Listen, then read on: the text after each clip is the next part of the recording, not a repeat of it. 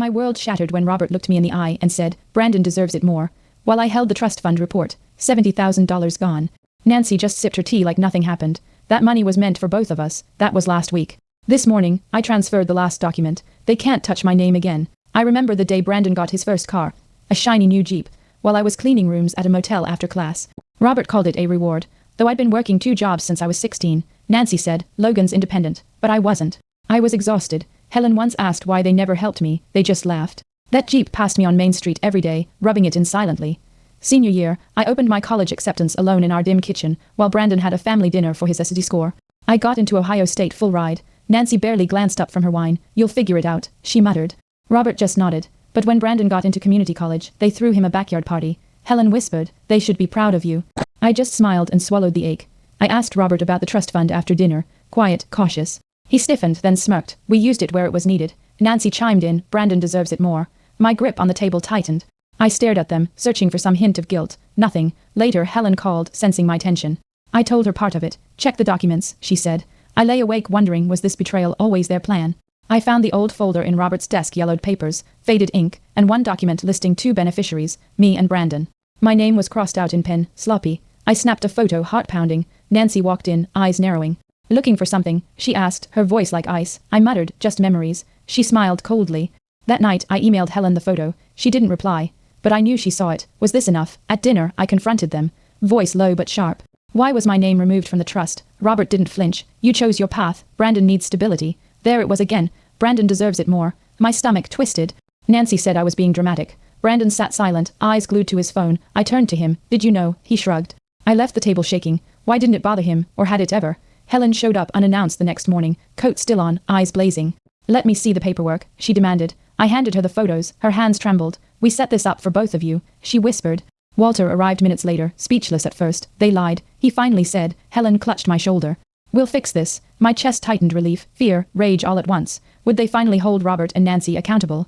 That Sunday, we sat around the same dining table where Brandon got his graduation cake. Helen slammed the trust document down. "This was for both boys," she snapped. Robert leaned back smug. "We did what was best." Nancy nodded. "Logan's fine, Brandon needed more." My voice cracked, loud this time. "You erased me." Brandon looked up. "I didn't ask for it." Helen's voice shook. "You let them do it." Silence followed, and then Helen stood. "We're not done." Helen called the family lawyer that night on speaker. "We need clarification on a trust fund mishandling," she said. Robert barked, "Don't drag outsiders into this." The lawyer confirmed. The trust was irrevocable, and altering beneficiaries without consent was illegal. Nancy's face paled. "You said we could manage it." She hissed at Robert. My heart pounded. Brandon finally spoke, quiet. "Maybe Logan should have had his share." I looked at him, stunned. Was that guilt or just convenience? The next morning, Walter confronted Robert outside by the garage. "You stole from your own son," he said, voice steady but cold. Robert threw his hands up. "I did what made sense." Helen joined them, shaking. "You lied to us. You made us believe it was fair." I stood behind them, silent, the photo in my hand. Robert glared at me. "You're tearing this family apart." I replied, "No, you did. I'm just not pretending anymore." Nancy packed the bag that afternoon, slamming drawers, muttering. I asked, running from guilt. She snapped, "From your accusations." I held up the document. "This isn't opinion, it's theft." She scoffed. "You'll be fine, Logan. You always are. Brandon deserves it more." Her voice echoed again in my mind. Helen watched from the hallway, tears welling. "I never wanted this," she whispered. I nodded. "But you're helping fix it. That's what matters now." Brandon knocked on my door that evening, hesitant. "I didn't know everything," he said, "but I didn't ask either." I stared at him. "You didn't care to." He nodded slowly. "That was selfish." He reached into his pocket, handed me a folded check. "It's not the full amount, but it's yours." I didn't take it. "This isn't about money. It's about being treated like I mattered." His face fell. "Then I owe you a hell of a lot more." 2 days later, Helen met with the estate attorney, alone. She returned with news. The trust fund had originally been set up in Walter's name, not Robert's. He was never supposed to control it, she said, voice shaking. Walter looked stunned. He forged that transfer. My breath caught. Robert hadn't just favored Brandon, he committed fraud. Helen whispered, "This changes everything." My hands trembled. What else had they kept hidden, and could we prove it all? Walter found the original binder buried in their attic, intact, untouched. Inside was the trust's initial agreement, with both my and Brandon's names clearly listed, signatures notarized. No amendments, no removals, just truth. Walter stared at the date. He altered it after we retired. Helen gasped. He waited until we couldn't stop him. I snapped photos of every page. That night, I emailed a lawyer. The question burned. Would this finally hold them accountable? The lawyer responded swiftly. Robert's unauthorized change invalidated the trust's legality. Logan has a claim. The email read. Helen clutched her chest, overwhelmed. Walter muttered, "He gambled with your future." I sat silent, absorbing it. For years I'd begged for fairness, and now legal proof landed in my lap. "We'll go to court if needed," the lawyer added. Brandon texted later, simply, I'll testify if you want. My fingers hovered over reply. Was he sincere, or scared? News spread fast. My aunt from Arizona called, furious. They did what to you? Cousins texted support, shocked by the betrayal. Nancy blocked them all. Robert shut off his phone. Helen suggested we gather family for a meeting. Let them hear the truth from us. That night, I spoke, documents in hand, voice steady. Brandon sat beside me. It happened, he said, and I let it. Gasps filled the room. For once, I wasn't the invisible son. Robert showed up at the family meeting late, arms crossed, jaw tight. This is a witch hunt, he growled. I laid the binder in front of him. This is a record. He scanned the pages, color draining from his face.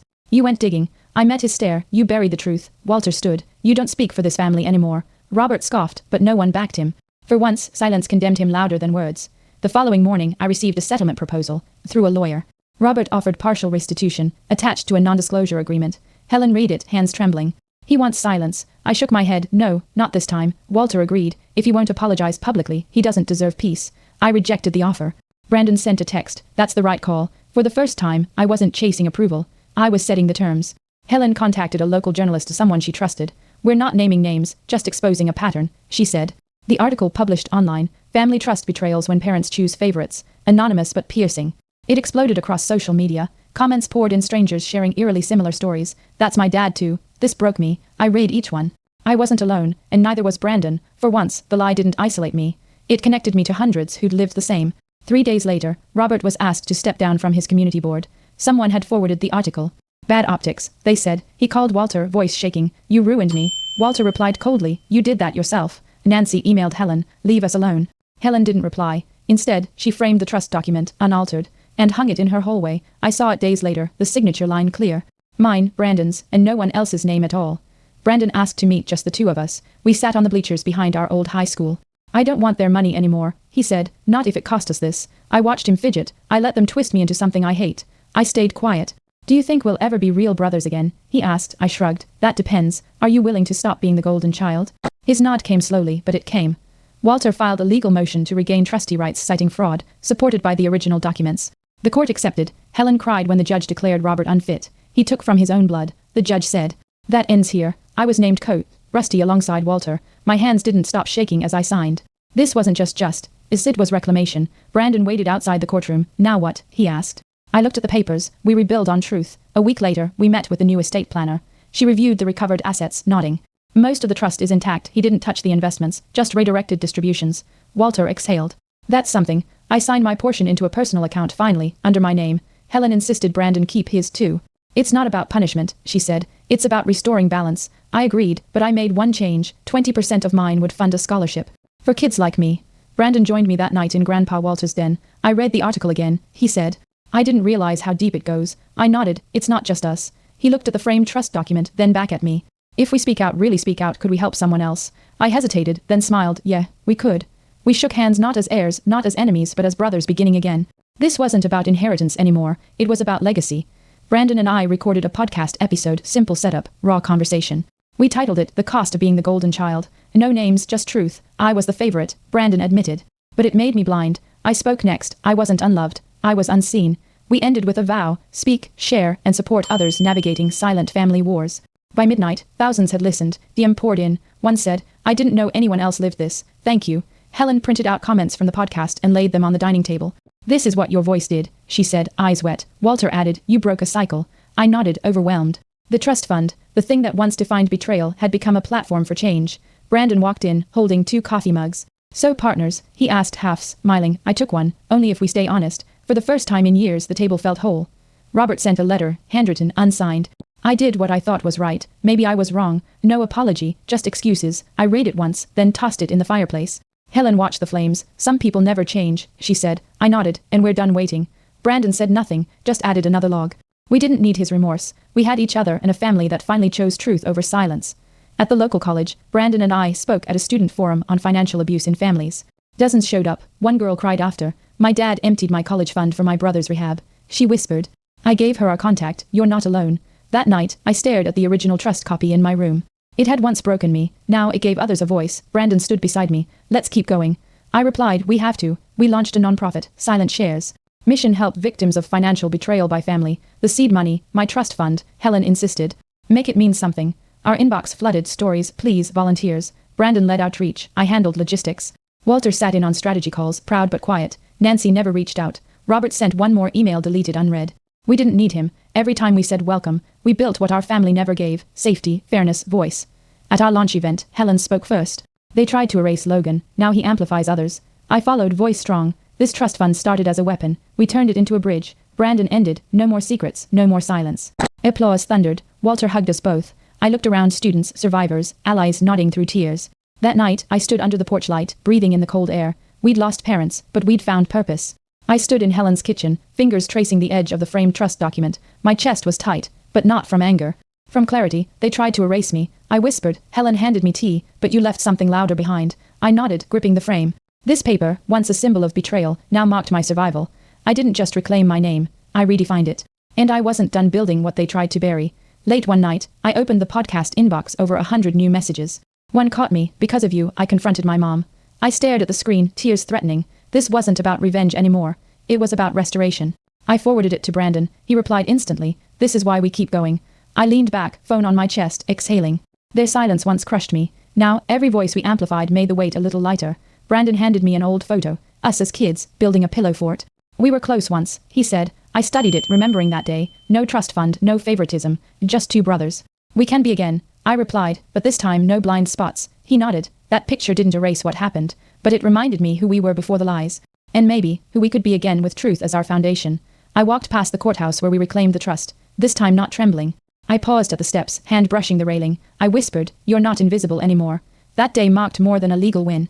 It was the moment I stopped begging to be seen, and chose to stand. A woman exiting smiled at me. You're Logan, right, from the podcast. I nodded. Thank you, she said. I smiled back. No, thank you. Robert lost his board seat permanently after the full report surfaced. Public opinion turned. No spin could undo the facts. A local paper ran the headline, Father undermines legal trust, son rebuilds it into hope. He vanished from town meetings. Brandon and I didn't gloat. We didn't need to. The truth did the talking. Helen folded the article into a scrapbook. Closure, she said softly. I nodded. The kind he never thought we'd get. Nancy sold the house and moved out of state without a word. No goodbye, no explanation, just silence, her final statement. I stood in the empty driveway weeks later, Brandon beside me. It's weird, he said. I don't feel anything. I nodded. That's because we've already let go. We didn't need the house, the memories, or the pain.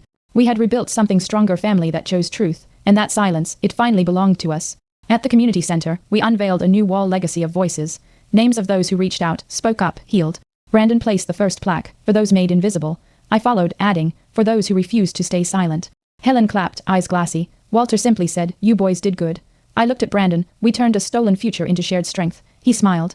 And it's just the beginning. The crowd applauded. This was our inheritance now.